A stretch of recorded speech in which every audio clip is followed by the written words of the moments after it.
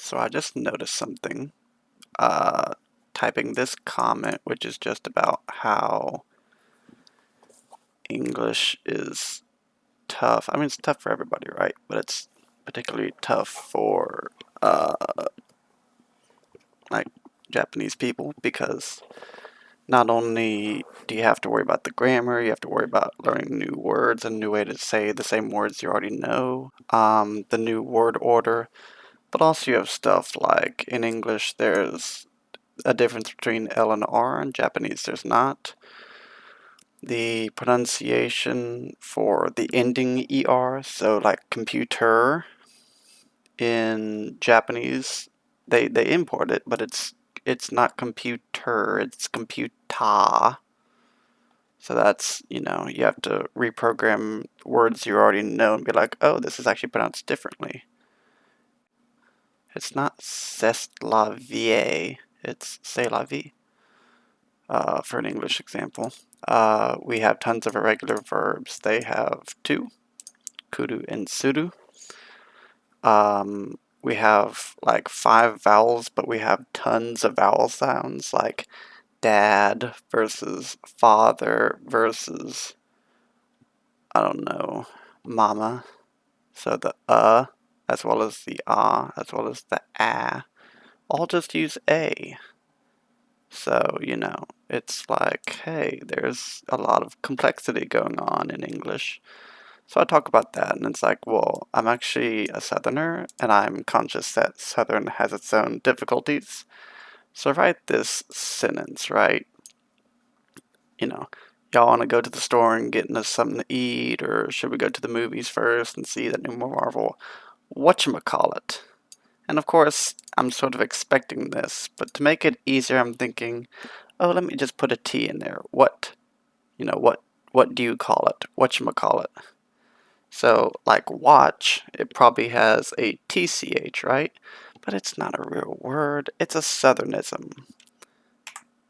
Oops, and I'm somehow transitioned to Japanese menu. So, spelled wrong, I click out, it turns red. I put a T in there and I click out, and it's not going red. Whatchamacallit is a word according to Google. How does that happen? How does whatchamacallit end up a word? What? What is this? Ah! Why is whatchamacallit a word? Like I get ain't makes into the dictionary, right? Because you have am, is, or are not. It's a Southernism.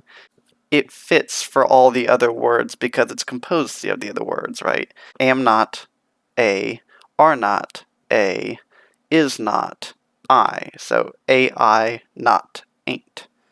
It's composed of the other words, so it fits in place of all the other words. It's just one word that goes for all the other ones. So he ain't, she ain't, I ain't, we ain't, y'all ain't. It fits everywhere. I mean, y'all, okay, y'all, I get it, right? English, there's not a technical you plural. It's like you go do something. It can be singular or plural, right? So that's just what it is. You is either singular or plural. From context, you know the difference. Southern has y'all, where it's you all. It's technically it's a contraction, but it's one word that is strictly you plural. So if you're in the South, you'll hear I for first person, we for plural, you for singular, and y'all for plural.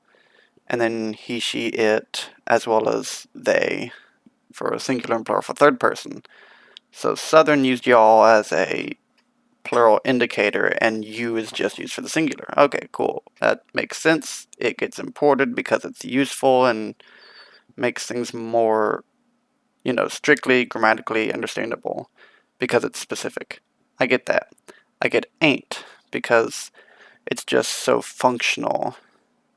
And again, you kind of know where it comes from. It comes from the other words that we would use interchangeably depending on whether it was, singular or plural, whether it was first, second, third person. So ain't is just so functional that it gets used. Whatchamacallit? Is that really so commonly used? that it's Google official now. Why?